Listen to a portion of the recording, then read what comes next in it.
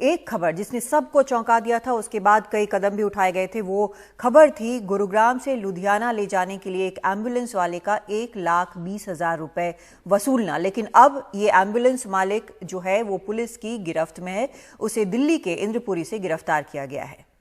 कल एनडीटीवी ने खबर दिखाई थी एम्बुलेंस वाले किस तरह मनमाना पैसा वसूल करते हैं। उसके बाद जो है दिल्ली पुलिस ने जांच ये शुरू की थी। रवि संजन शुक्ला हमारे साथ जुड़े हुए हैं। रवि, बताइए कैसे ढूंढा और किस बिना पे इसने इतना पैसा, करीब 1.25 लाख रुपया वसूला दिल्ली गुड़गांव से लुधियाना ले जाने का।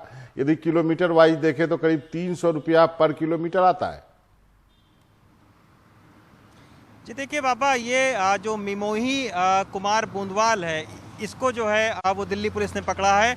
और सबसे चौंकाने वाली बात यह है कि ये खुद भी डॉक्टर है और इसने देखा कि आपदा आई हुई है, तो इसने 1 महीना पहले ही जो है वो इस तरीके की जो सर्विस है उसको शुरू किया कि एम्बुलेंस सर्विस शुरू करके और मरीजों के मजबूरी का फ़ायदा उठाकर पैसा कमाने की सोची।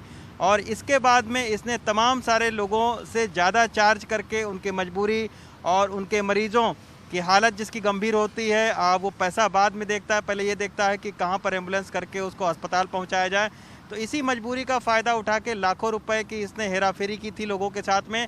लेकिन कल जब खबर और सोशल मीडिया पर ये खबर प्रमुखता के साथ में चली कि इस तरीके से एम्बुलेंस की लूट हो रही है कोरोना की इस महामारी में, तब फिर पुलिस ने न्यूज़ के आधार पर एक शिकायत दर्ज की और इसके बाद में टीम को गठित किया और ये पता लगाया कि ये कौन सी कंपनी है। तो कंपनी का एड्रेस निकाला कि इंद्रपुरी में इस कंपनी का एड्रेस था। तो जब कंपनी के पास में गए तब इस जो है वो शख्स को पकड़ा गया। 29 साल इसकी उम्र है। और मिमोही कुमार ने बाद में पुलिस की जांच में बताया कि 1 महीना पहले उसने एम्बुलेंस की इस सर्विस को शुरू किया था। एक ही उसके पास में एम्बुलेंस थी जिसको वो कई सारे मरीजों को देता था। तो पकड़े जाने के बाद में इसने 1,20,000 रुपये जिस शख्स से, जो कि अमनजोत उनका नाम है, गुड़गांव में वो रहते हैं, वो अपनी माँ को जो है वो गुड़गांव से लुधियाना इसके एम्बुलेंस के जरिए जो है वो पहुंचवाया था। तो इस शख्स ने 1,20,000 रुपये वापस भी कर दिए हैं। लेकिन इसने खुलासा किया कि इस आपदा में एम्बुलेंस सर्विसेज की चूँकि डिमांड बहुत ज़्यादा बढ़ गई थी, तो उसी के चलते इसने पैसा कमाने के लिए इस तरीके की सर्विस चलाई और कई सारे लोगों को इसने ठगा था। लेकिन इस घटना के बाद में पुलिस ने जो इसको पकड़ा है, उसके बाद में उन एम्बुलेंस के ड्राइवर को जरूर एक सख्त संदेश दिया है कि अगर आपने मजबूरी का फ़ायदा उठाने की कोशिश की, किसी से ज़्यादा पैसा चार्ज करने की कोशिश की, तो आपको सलाखों के पीछे किया जाएगा। रवि, पुलिस इस पर क्या धारा लगाएगी? अब तो आपने कहा कि इसने पैसा भी वापस कर दिया, तो मतलब किस तरह की सजा हो सकती है जिससे कि बाकी एम्बुलेंस वालों के लिए भी एक उदाहरण रहे कि हालांकि सब लूट ही रहे आज के इस वक्त में।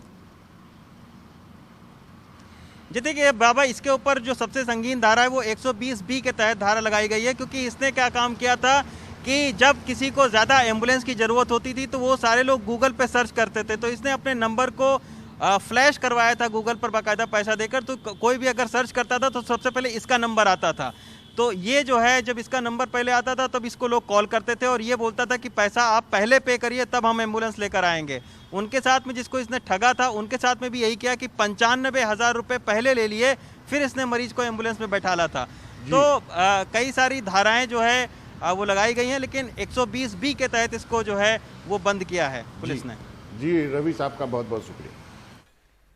तो 120B मतलब साजिश करके इसने ये सारा कुछ किया है। और इसकी वैसे इसमें और क्या क्या धाराएं लगाई जा सकती हैं आपदा में इस तरह से लोगों का फ़ायदा उठाने का भी मसला है। तो इसमें एक बड़ी चीज़ ये हुई है कि जिस तरह से गिरफ्तार किया गया है और न्यूज़ के आधार पर किया गया है, उसको देखकर बाकियों को भी सबक मिलेगा। हालांकि अलग अलग स्टेट्स का हम देख रहे हैं, चाहे दिल्ली हो, हरियाणा हो और बिहार में भी हमने देखा है कि किस तरह से एक कैप लगाया गया है कि आप इतने ही पैसे चार्ज कर सकते हैं, इससे ज़्यादा नहीं कर सकते। तो ये एक समझने वाली बात है कि अगर इससे ज़्यादा किया तो एक्शन हो सकता है।